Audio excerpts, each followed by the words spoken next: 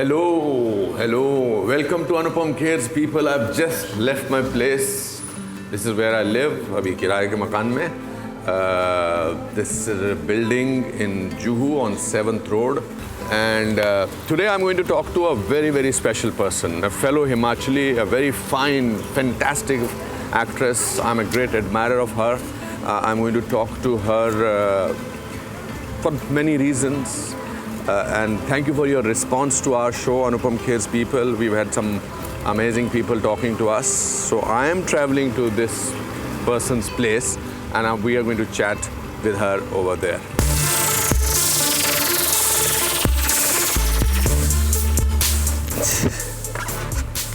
See you at a special guest house.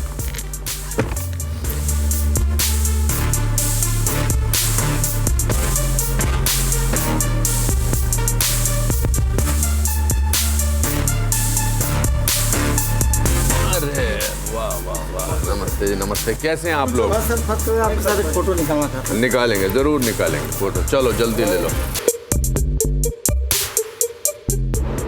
I'm very excited to talk to my guest. She is fascinating actress. She is fearless. She has learned so many things about life, and she plays the games of this profession on her terms. Come.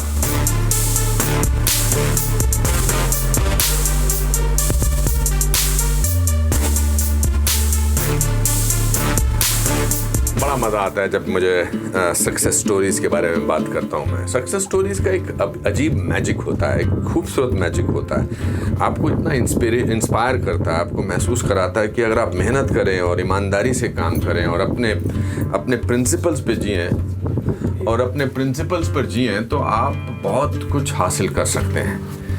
और अब lift 5th floor पे रुका है। ये हमारे guest की खूबसूरत सी tastefully done lobby है। प्यासा इज़ माय फेवरेट फिल्म 2। मैंने बहुत बार देखी है। इस समय 11:15 बजे हैं। ये खूबसूरत सा इनका शैंडलियर है। आप कैसी हैं? आप ठीक हैं? Very good. और usually when I go to somebody's house, मुझे हालांकि बुके लेके जाना चाहिए था। मैं इनके घर पे दूसरी बार आज आ रहा हूँ, मगर मैं सडनली मुझे याद आया कि मैं कुछ फूलों का गुलदस्ता वगैरह लेके नहीं आया हूँ।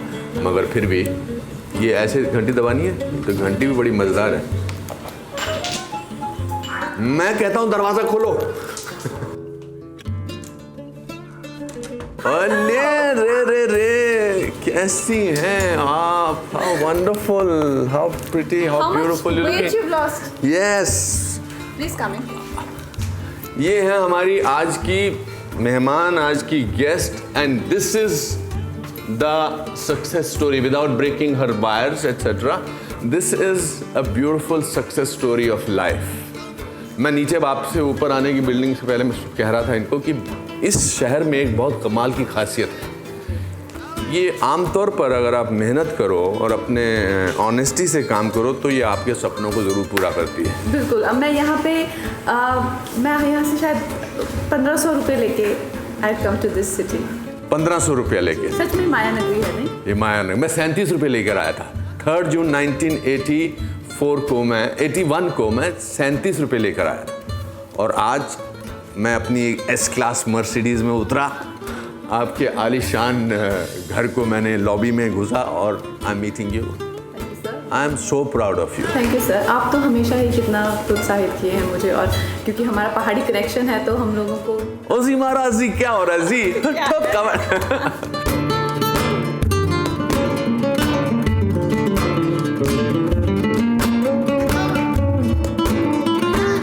What is the memory? Which is the first place that you ever lived here? In Mumbai? हाँ। मुंबई में मैं क्या थी उसकी एकोमोडेशन, क्या था वो घर का? थोड़ा माहौल बताइए। मुंबई में जब मैं पहली बार आई थी तो मेरा पहला घर वर्सोवा में था। हाँ। और मैंने वो रेंट किया था। कितना रेंट था, याद है कुछ? 10,000। 10,000 रुपया?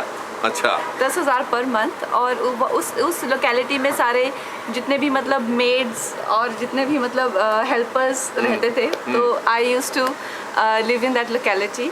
और जब भी मैं अपने और मुझे पता नहीं था कि मुंबई में ऐसा कुछ एरियाज होते हैं, यू नो, देयर जहाँ पे यू नो मतलब there lower class, middle class. Yes, so I used to tell film people कि मेरे यहाँ पे नरेशन के लिए when I used to give address, तुम वहाँ रहती हो? So I used to feel कि यहाँ रहने में क्या प्रॉब्लम है? क्या एक कमरा था? एक कमरा था, उसके साथ में टॉयलेट था और किचन था। बस। कितने घर आपने बदले हैं? This is my 4th house. फिर अच्छा। उसके बाद मैंने अपना एक घर लिया, जो कि यहीं बैंड्रा में था, 2 bedroom apartment. I think that was after somewhere after I think fashion. I could afford my own house. And कोई नाम वाम रखा था घर का? बिल्डिंग का नाम था, यहीं पे है वो बिल्डिंग, उसका नाम था लता सोनी। अच्छा जी। मैंने अभी शिमला में घर लिया पहली बार अपने मम्मी के लिए। अच्छा। मैं हमेशा किराए के मकानों में वहाँ रहता था, तो मैंने मेरी माँ एक घर देखने गई तो 2 bedroom का देखा उसने, तो मैंने कहा कितने बेडरूम है वहाँ पर? तो उसने कहा पता नहीं, मुझे तो 2 का चाहिए, तो उसमें 8 bedroom है। मैंने कहा सारे ले लो। एंड जिन्होंने बेचा वो बड़े अच्छे लोग थे, तो उसका मैं सोच रहा था कि मैं नाम रखता हूँ बिकॉज यहाँ पर, तो मेरे पापा का नाम पुष्कर नाथ था और मम्मी का नाम दुलारी है, तो मैंने सोचा एक इमोशनल होके पुष्कर दुलारी की वाटिका रखता हूँ। Oh how sweet, how sweet. नहीं बहुत अच्छा है। मुझे कितना अच्छा लगता है पेरेंट्स को भी कि मुझे आपकी सफलता न केवल एक फिल्म एक्ट्रेस के नाते, बट एज ए पर्सन मुझे आपकी सफलता जो है ना बहुत इंस्पायर करती है। Thank you. I think that's more important. फिल्में तो हमारा ज़िंदगी का एक बहुत छोटा हिस्सा है। Correct. उससे ज़्यादा हम लोग एक एज एन इंडिविजुअल हम लोग, जैसे कि आप जैसे you are a son, more than an actor you are a son, you are a brother, you are a husband. So I think success हर इंसान की पर्सनल लेवल पे, हर लेवल पे होना चाहिए। अगर आप एक जगह पे इतने सक्सेसफुल और बाकी सब अपने डिपार्टमेंट में फेलियर है, तो how will you enjoy life, how will you you know be able to live a fulfilling life? You know, this is why what is so special about this show called Anupam Kher's People. I get to talk to people. I was going to say choose. No, I'm nobody to choose. But I get to people who give me more than I can give them. तो चाय पिलाओगे? बिल्कुल, हाँ? चलिए।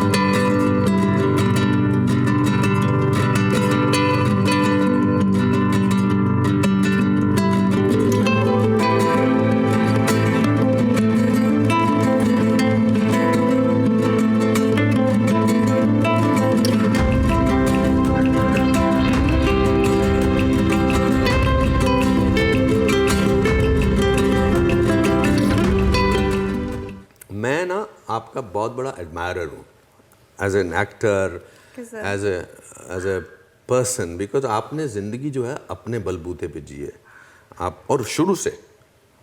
तो क्या what is your strength? Anupam sir, मैं हमेशा से अपनी ज़िंदगी को लेके काफ़ी यू नो लाइक खुली किताब। I have always made sure के people know about my life and my struggles, and I do agree कि मेरी लाइफ थोड़ी अनयूजुअल है। I can't expect people to follow my footsteps just like that, but कुछ चीज़ें हैं जो कि टेक्निक्स या जो कि रूल्स या जो कि वैल्यूज़ मैंने अपनाई हैं, उसके करके मुझे मतलब वो काफ़ी यूनिवर्सल हैं, तो that people can definitely adapt to. And I think one of those are यही है कि मैं कभी ये नहीं सोचती कि वो क्या सोच रहे हैं। तो मैं चाहे कुछ बोलूँ, चाहे कुछ करूँ, चाहे अपनी ज़िंदगी का कोई डिसीजन लूँ, चाहे अपने ओपिनियंस हों या अपनी ज़िंदगी को आगे रखूँ, सामने रखूँ, मैं ये नहीं सोचती कि वो क्या सोचेंगे। सो आई थिंक उसके करके एक अलग इंडिविजुअलिटी निकल के आती है, जिससे उसका एक प्राइस भी है जो आपको पे करना पड़ता है। But I don't mind paying that price, क्योंकि मुझे लगता है कि मेरी एक ज़िंदगी है, मैं उसको अपने हिसाब से जीऊँ, और अगर मुझे किसी को खुश करना है तो वो मैं ही होनी चाहिए। मैं किसी और को क्यों खुश करूँ? तो इस तरह से मैं बहुत सिंपल लाइफ जीती हूँ। बट ये ज़िंदगी की कोई भी फिलॉसफी जो है ना, वो एक ज़िंदगी जीने के बाद आती है, या आपको एक ओहदा मिलता है या सक्सेस मिलती है, तो since when are you like this? देखिए, and I'm saying it as a good quality. I agree. ये तो बात से आपको सहमत होना पड़ेगा कि मुझे ज़िंदगी में बचपना करने का टाइम ही नहीं मिला।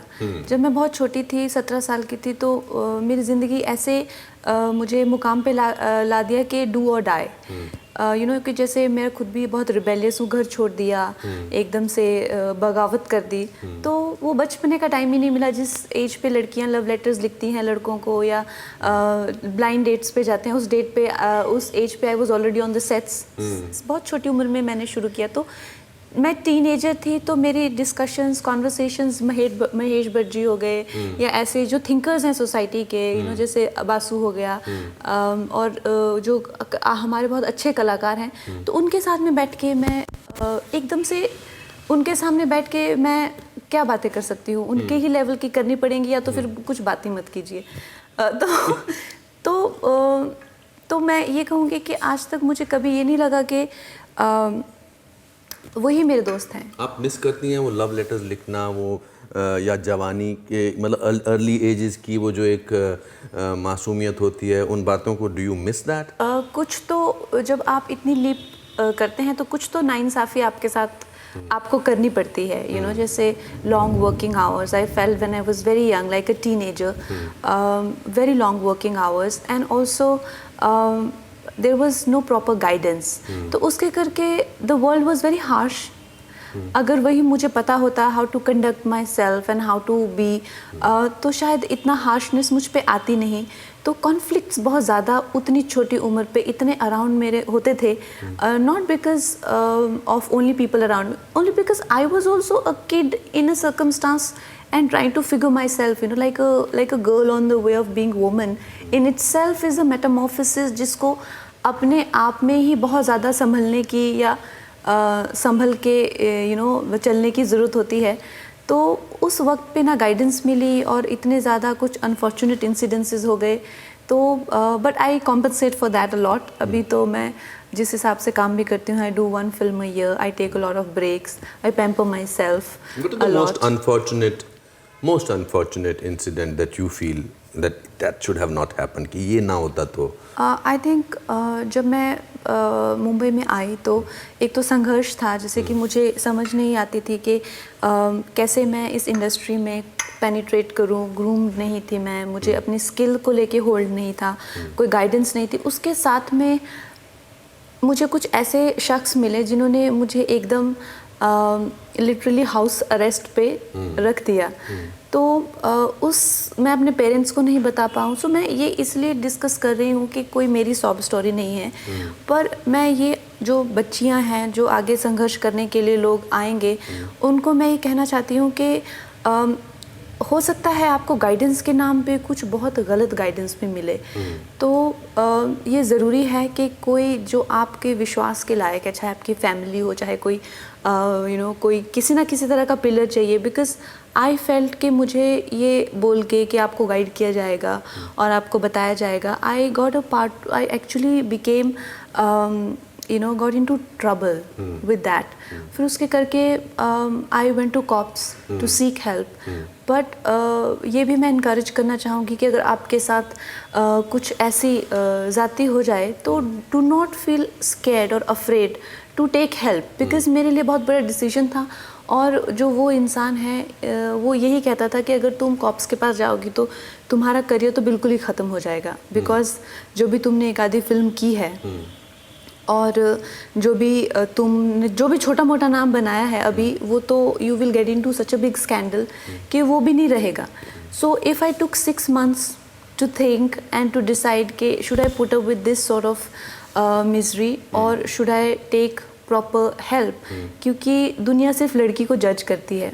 आप उसके बारे में नहीं सोचेंगे who has put the girl in that kind of a situation. और अब मैं इस तरह की सिचुएशन में हूँ तो ये दुनिया के सामने आएगा। सो हो सकता है कि you know I will be usually judged कि जो कि हुआ। For like good few years I did not have work, क्योंकि ऑब्वियसली यहाँ पे इमेज जो है नेचुरल जाहिर सी बात है कि शो बिज़नेस में इमेज का बहुत पार्ट रहता है प्ले करने में। लेकिन मैंने वो डिसीजन लिया और मैंने कॉप्स की हेल्प ली। तो मैं यही कहूँगी कि चाहे वो कोई ऐसे संघर्ष की जगह हो जहाँ पे कोई आपको अच्छे से ट्रीट नहीं कर रहा हो, या कोई फैमिली मेम्बर हो, या कोई फ्रेंड हो, या आपके खुद के हस्बैंड हो, या खुद का फ्रेंड हो, अगर आपको कोई अच्छे से ट्रीट नहीं कर रहा है तो आपको वो कदम लेना पड़ेगा।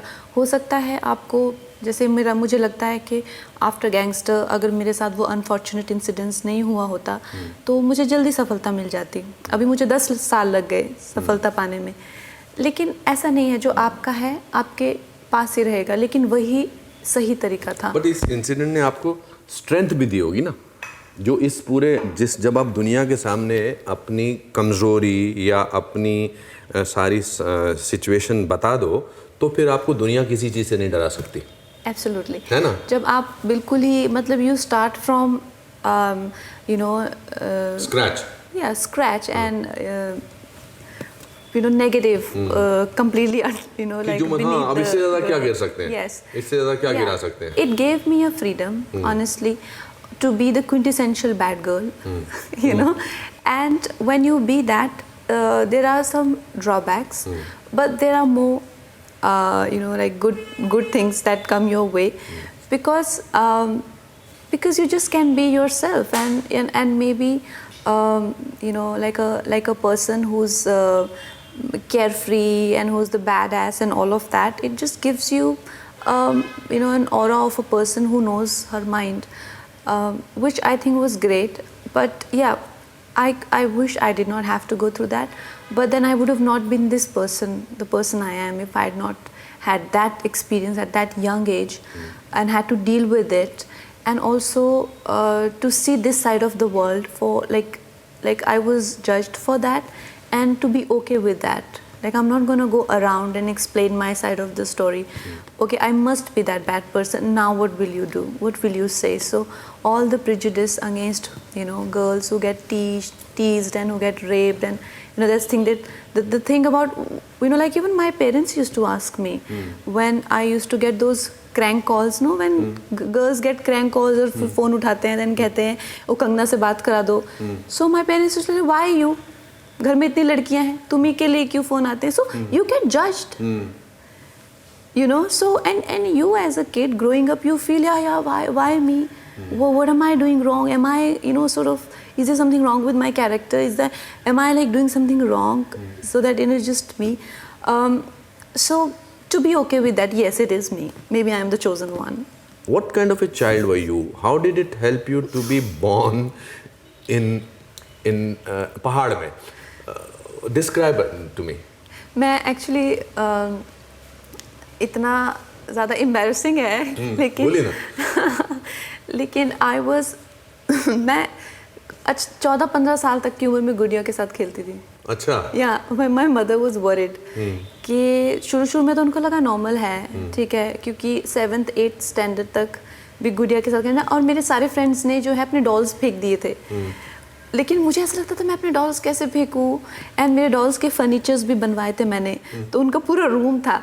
तो मेरे मम्मा कहते थे, फिर जब मैं 9th-10th स्टैंडर्ड में हो गई, फिर भी मैं उनको मतलब संडे को नहाला उनकी चोटी बनाना, एंड उनके वो क्लीन उनके clean. So my mother is like, ये अभी भी गुड़िया से खेलती है, and she used to tell my father कि क्या करें, इसकी गुड़िया फेंक दे. So my father is like, like it doesn't matter. So then my mother used to embarrass me कि तुमको like what is going on with your friends, what is the things that you talk and all of that. So I'm like, I'm fine. So she was a bit worried about me, but then finally I threw my dolls. Did you talk to your dolls? Yeah. Oh, constantly? Of course. Huh? Of course, you talk to dolls. What is one visual of your childhood which you remember very clearly? One visual. Well, one thing that I remember is that it was an afternoon, like really hot summer afternoon, and my mother used to take a nap in the afternoon. So she would wash her hair and she would leave it open, and then she was doze off. So we were supposed to doze off with her. Afternoon mein. So I was tiny, I must have been 4 and 5. So I remember, completely sneaking out of the bed कि mummy उठने नहीं चाहिए, and then tiptoeing outside and going into जो अपना आंगन होता है वो पूरा सीमेंट का था, और इतना hot था. So I jumped onto it and then I could not stand on it. So I started to shout, scream on my toes, because it was so hot, and I'm bare feet. And my mom came and then she's like, तुम यहाँ पे क्या कर रही हो? Then I got a little. आपको पढ़ती थी बचपन में? But there was one incident when my father raised his hand on me. किस बात पे?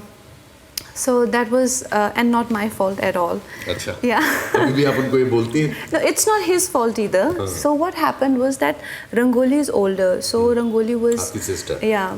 And Rangoli is very bright, she's always topped.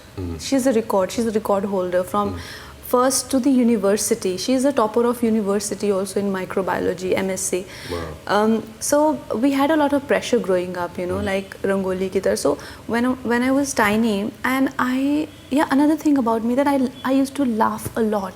अच्छा. So I had a friend called Nancy. So me and Nancy were so giggly that I would often like roll on the floor and laughing at the teachers. So the teacher would complain to my dad that your girl laughs a lot and distracts other students.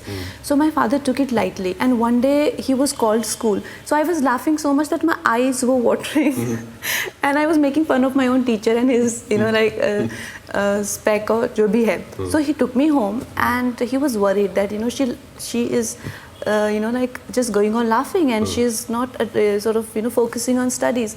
So there was this teacher called Mr. Chandel. So Chandel sir, this is his mischief. So Chandel sir would call me and he started to name me Chamia. He named me Chamia. Chamia nahi aayi. So I would come, and one day he was in bad mood. The teacher was in bad mood, and my father came from his morning walk and he said, "Sir, कैसा चल रहा है?" And he just snapped on my father and he's like, ये जो छोटी है ये बड़ी को भी नहीं पढ़ने देती है, and she just won't stop laughing, and please don't send her to the class because she's distracting her. And I thought, why would he say that? And he got up and he left, and my father went out. He got a stick, like a long stick, and then he shut the door and he beat me to like majorly. And I mean, since that day I didn't laugh, so it was quite tragic. पर आपका laughter बड़ा infectious है, बहुत infectious laughter है आप. And then he cried after that because I had those blue marks. Blue marks. उसका असर आप पर बहुत देर तक रहा उस बात का, उस हादसे का. Yeah. Do you feel that you are easily misunderstood? Me? I don't think I'm misunderstood. Okay. But I am an unusual person, and so is my That's life. good. And I think the ones who get me, they're also unusual people. Like, I don't think I'm misunderstood by you, or I don't think I am misunderstood by a set of people I know. But the conventional people, for them, I don't think some of them can have strong prejudice, but most of them, if they don't get me, they know that okay, she is someone that is hard to get. But I don't think I'm sort of judged now at this point of time. But initially, there was a lot of prejudice. आपने अपने आप को बहुत evolve किया है. I remember meeting you long time back when we were shooting for Gangster, Mahesh Bhatt साहब के साथ, and from there to here, what is there is your individuality that I see in your eyes. मासूमियत, honesty, वो सब आपने बरकरार रखी है. And yet, this girl called Kangana is a fashion icon. Means आज तक मैंने आपका कोई फैशन का, और मैं तो आज भी 3 बार मैंने सोचा कि इस शर्ट के साथ ये ट्राउजर पहनूंगा. लेकिन तो बहुत अच्छा लग रहा है. अच्छा लग रहा है. Yes, ये जूते, फिर marks. मैंने अपने एक दोस्त को फ़ोन किया, मैंने कहा भैया मुझे बताओ, ये बेल्ट भी मैंने ब्लू I'm पहनी है. so impressed with these trousers. Yeah. मैंने आते नोटिस किया. Thank you. पर आपके अंदर ये इनहेरेंट क्वालिटी है या Aesthetics. I feel, as an artist, these tendencies that I have somewhere, because I want to be a filmmaker, and so I feel that I have that sense of aesthetics. Even when I did not have the knowledge, I could tell that there is no balance to these elements. I won't know what to do with this, because for that you need the skill. But I would, deep within, I would know, okay, there is this sort of, whether it's makeup, hair, or a silhouette, or a cut, or a design. But now what to do with that, you've got to learn. So you've got to see things. So when I get time, I go through magazines or I meet my stylist friends. Like I have Ami Patel who helps me style, and then there are so many things like you travel, you get inspired, so you've got to work on it. But the rawness of that But instinct. you also carry an attitude of defiance. Thank you. Where does that come from? When the camera's there, you just want to be your best self. So you get that swag. I mean, why should I be like all timid? People are clicking me. Why should I go like, oh my God, all timid, right? So I might not walk like that when I'm on my own and thinking 100 things. But when you see a camera, you just isn't it the childhood instinct? Camera देखा तो smile किया. हाँ, पर आप इसके बावजूद भी जब आप चाइल्डहुड की पिक्चर्स देखते हो तो देखते डर लगता है कि ये मैं थी या मैं था. But there is an amazing quality. Who आप हमारे contemporary, आपके मेरे contemporary अलग हैं. आपके contemporaries में who do you think has an excellent fashion sense, fashion attitude, fashion this thing? I think Sonam. Yeah. Sonam has an expression, and she understands fashion. Fashion is more than looking good or wearing the latest season. Fashion is a vast world of expressions and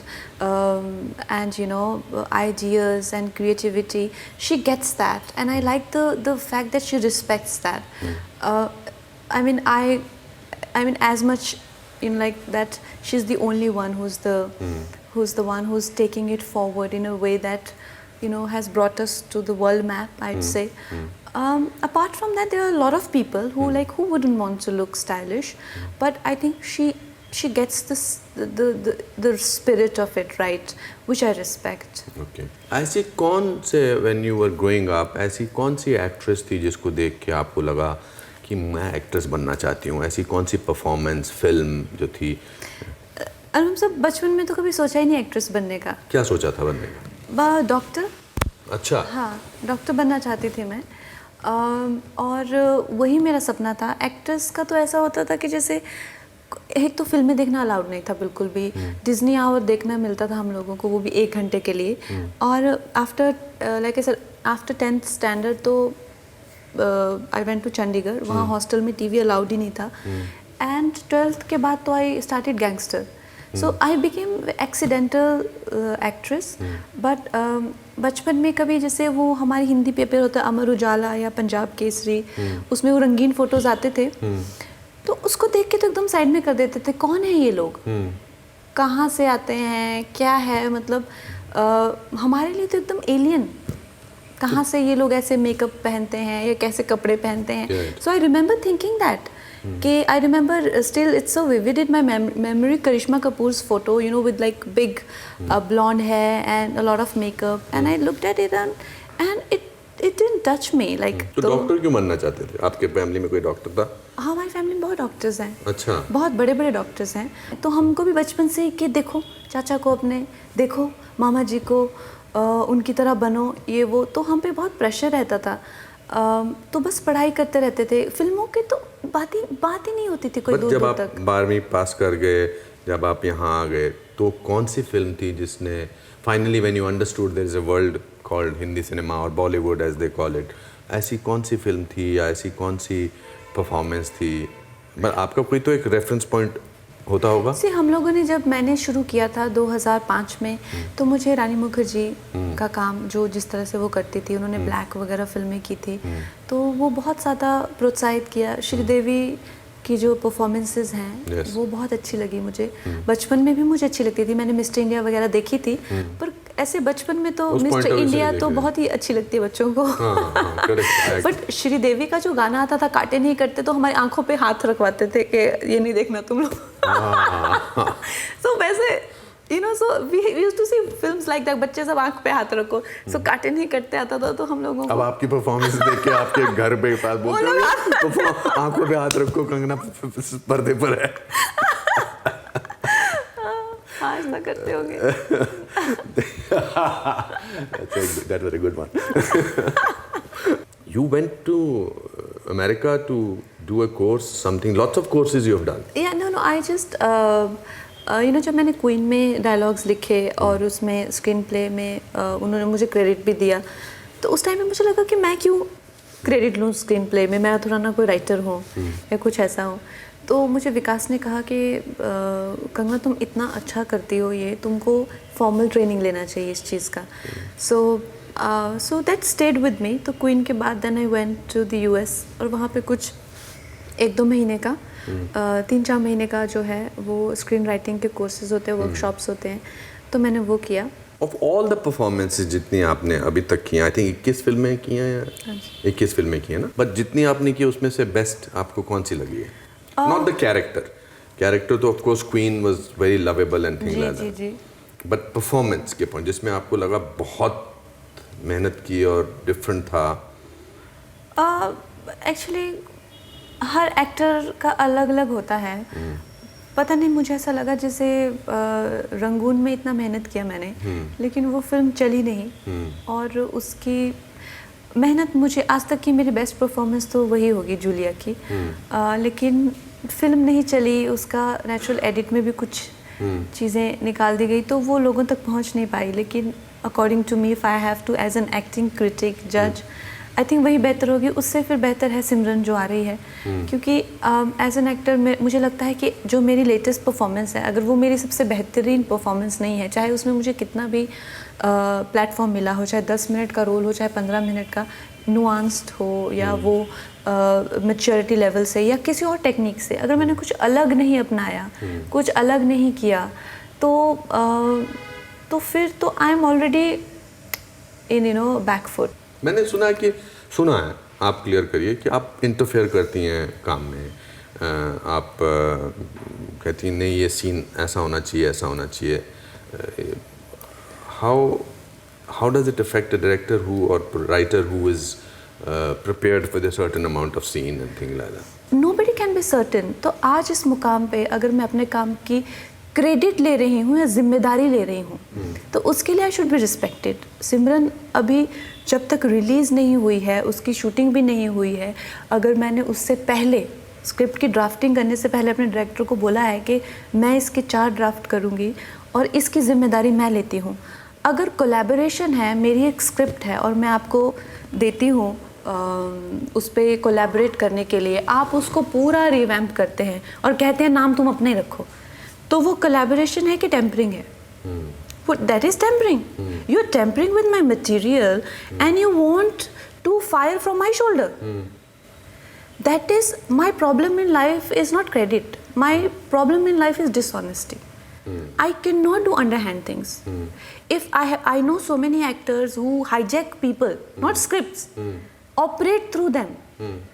Success हुआ तो they take money home and ये वो करके, अगर नहीं हुआ तो director दूसरा फिल्म बनाने लायक नहीं रहता है। You know, so what I'm trying to say here is that today if Kangna Ranaut, like I told you, the dynamics of how films work, saying that भाई इसमें मैंने जो 4 ड्राफ्ट किए हैं वो मैंने और डायरेक्टर की सहमति से किए हैं, राइटर की सहमति से किए हैं, और उसका रिस्पॉन्सिबिलिटी, क्रेडिट छोड़ो, उसका रिस्पॉन्सिबिलिटी मैं ले रही हूँ, क्योंकि मैंने ज़िंदगी में आज तक कुछ भी अंडरहैंड नहीं किया है, तो मैं ये काम क्यों अंडरहैंड करूँ? तो for that I should be respected. कितना फ़र्क पड़ा आपको करण के शो पर नेपोटिज्म के बारे में बात करने का?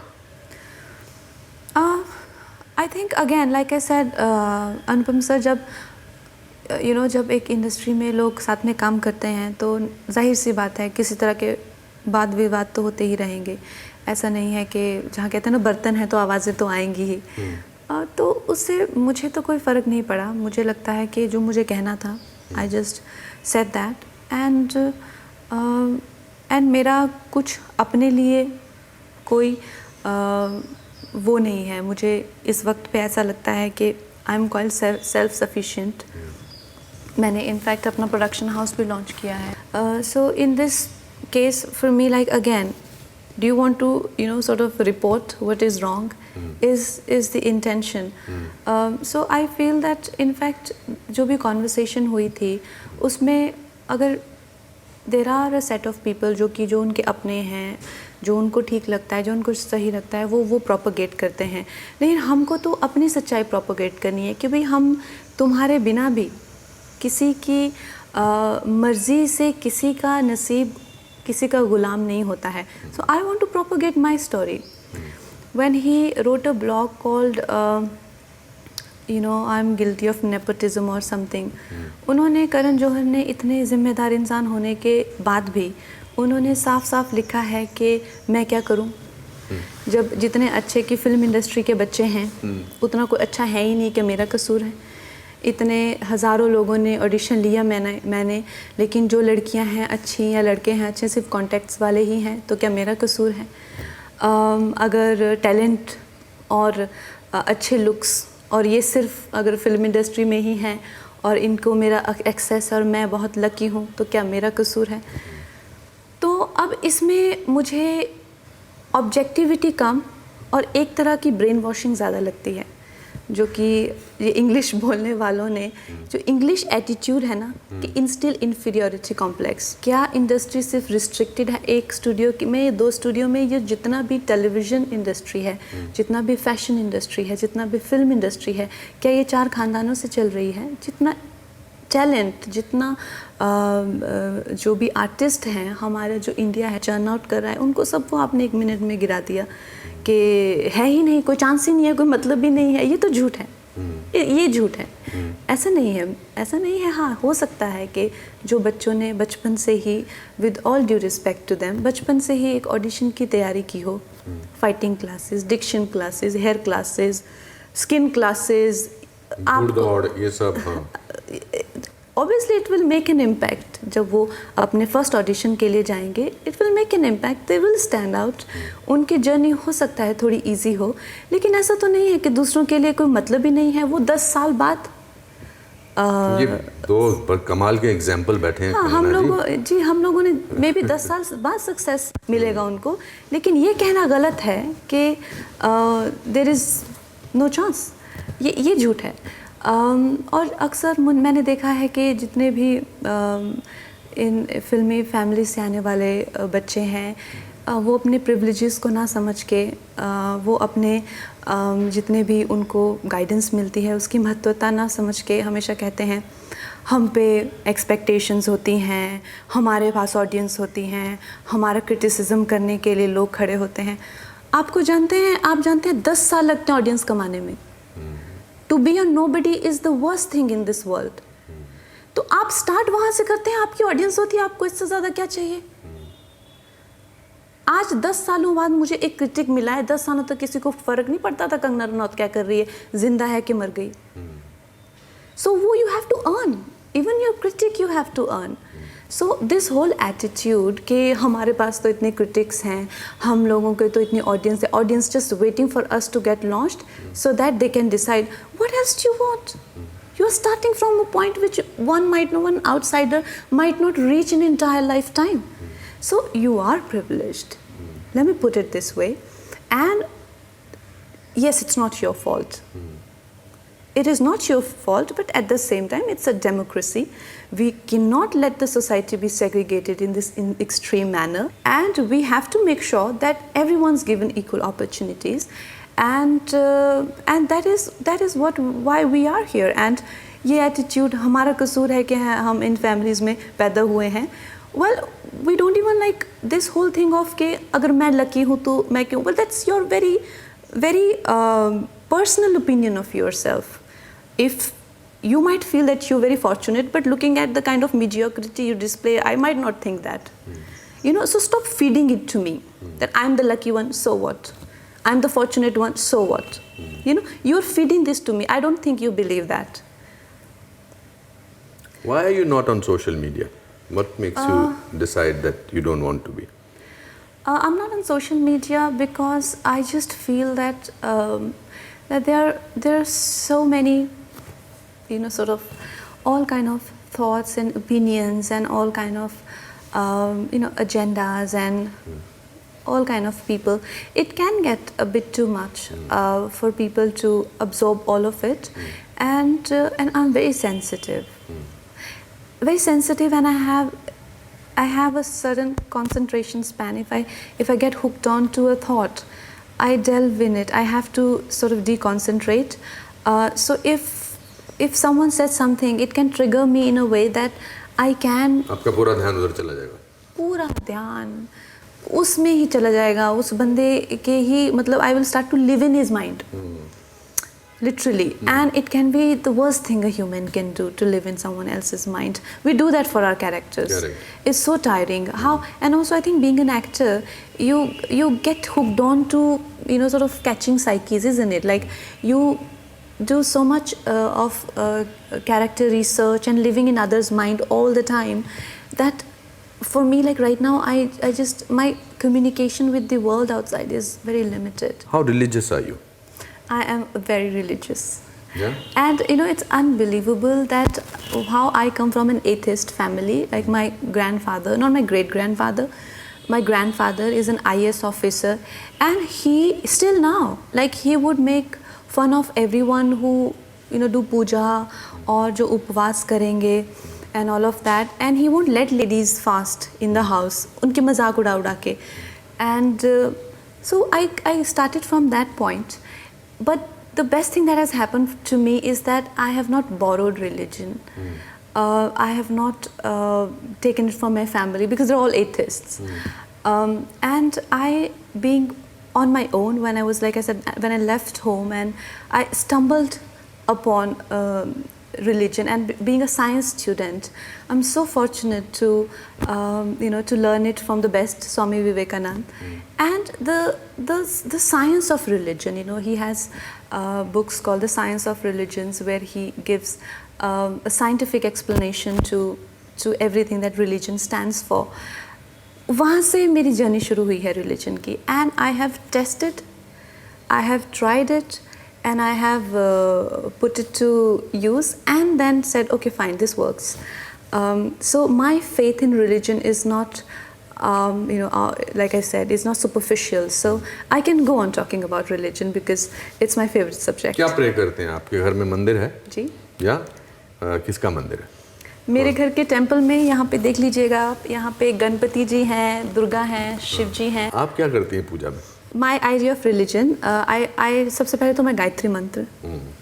I think that's one of the best vibration to get into. So आपने गायत्री मंत्र की बात की, अलग-अलग तरीके से इसके इम्पोर्टेंस है. Yeah, so मेरे लिए religion के लिए मेरा यहाँ पे जो मंदिर है, मैं वहाँ पे I worship every day, and I just want to have a corner in my house where when I go, I just show my faith, that I surrender to a place, because I just feel कि घर पे एक corner होना चाहिए where you just are in completely, you know, sort of only at that higher power's disposal. So that's sort of faith, because otherwise humans become very controlling.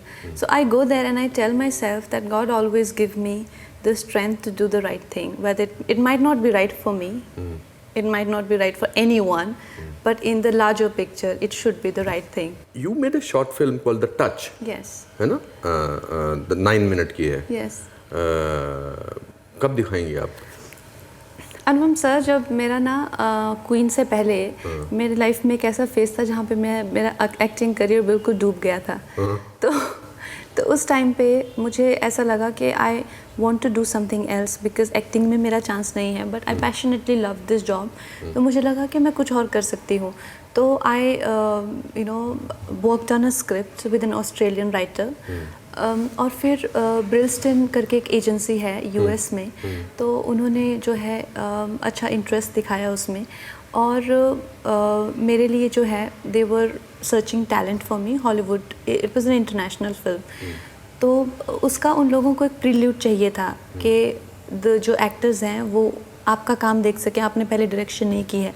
तो उसके लिए मैंने एक छोटा फिल्म उस कैरेक्टर का प्रील्यूड शूट किया था. उसका नाम द टच करके. और जैसे ही मेरी उनके साथ मीटिंग्स अरेंज होने वाली थी, and you know like big talents from US, it's a very renowned agency, and मेरी फिल्म इतनी बड़ी हिट हो गई क्वीन, एंड मैंने अमेरिका में एक अपार्टमेंट भी ले लिया था. I was completely shifting my base to the US because they really encouraged me in what I wanted to do, जो कि फिर बाद में मुझे सेल करना पड़ा अपार्टमेंट. पर उसके बाद में देन आई थॉट कि अभी मैंने 8 साल स्ट्रगल किया है इस लाइन में, एक्टिंग में. Finally I got breakthrough. तो अब मैं थोड़ा यहाँ पे like let's do it properly. तो फिर मैंने 1-2 फिल्में साइन की, then I abandon that idea. लेकिन direction I want to do for sure. Do you want to also work in international films if given a great role? उस time पे Anupam sir, I felt उस time पे जो था American industry was on it's ascend इतना, लेकिन अभी I feel that we have brighter future in Asia here as opposed to American films. So I want to, my industry is at a point where, like I said, we will go through the most glorious 10 years and then again it will start downward trend. Kyunki like opera, like theatre, like literature, every century has its own star, and cinema is not the star of the next century for sure. So we are the ones who are going to go through that huge change, that Asia will see, Asia will see in its graph. I want to be a part of that revolution. I want to be the one who participated in that and be remembered as the glorious filmmakers of this age. What kind of film do you want to write and direct? The one that I am writing, it's borderline fantasy, and it's about mortality and world within worlds, and it's about what I always strongly felt about faith. It's about being just one with the existence. It got a little under spiritual, yes, undertone to it, but I want to make cinema which is relevant and which is informative, along with entertainment. Entertainment might not be the only purpose, but there won't be a single film of mine which will lack it, that I can assure you. मेरे लिए role है कोई उसमें? हाँ? ऐसा कैसे हो सकता है कि ना हो? मैंने इतनी फिल्में की हैं, मैंने आपके साथ काम ही नहीं किया। मतलब एक फिल्म में किया था बस। लेकिन हम लोगों का काम साथ में था ही नहीं था। You are a kind of a brand ambassador of gender equality. You speak about lots of issues, and there are millions of girls who look up to you with great hope and strength. What is it that you want to share with them? How do they deal with you? Are an example also. क्या आप उनको कहना चाहती हैं कि ये बहुत ज़रूरी है ज़िंदगी में जीने के लिए? I think मैं ये कहना चाहूँगी कि आपका कोई भी मज़हब है, आपका कोई भी धर्म है, लेकिन you do not be cutter, but you should have a religion. Religion is discipline. Religion is the flag bearer of truth and honesty. आपका कोई सब मज़हब आपको यही सिखाते हैं, चाहे आप कुछ भी हैं। तो I think that is important. I think today अगर हमारी सोसाइटी इतनी ज़्यादा disoriented है और लोग इतने ज़्यादा disoriented हैं और लोग इतने ज़्यादा confused हैं, unhappy हैं, is because of lack of it. उनकी कोई वैल्यू नहीं है, उनके कोई morals नहीं है, सब कुछ है लेकिन वो लोग खुश नहीं हैं, is because of lack of it. So I think just try and be like a legitimate, objective, rational person won't harm anyone. But yeah, not spread hatred and not spread sort of malice in the name of religion, because that's the worst thing to do. So to have values, to have set of values, whether it's man or woman, and to stick to them, because not have them just when it's convenient to have them. This interview can go on and on and on. Yes. We can talk for hours and hours together. But to sum up my conversation with you, I always quote my grandfather. उन्होंने मुझे एक खत लिखा था, उसमें एक line लिखी थी कि भीगा हुआ आदमी बारिश से नहीं डरता. तो I think it fits you very well. I had the greatest time of having a chat with you, and it's wonderful. Sometimes to me this show is about learning, because when somebody reaches 60, people say अब ये discard होना शुरू हो गया, मगर मैं तो अभी शुरू हुआ हूँ. बिल्कुल. मैं तो शुरुआत ज़िंदगी की अब कर रहा हूँ. तो उसकी शुरुआत तभी हो सकती है when you meet people who can inspire you, and it's been very inspirational to talk to you. Thank you. Thank you so much. Sir.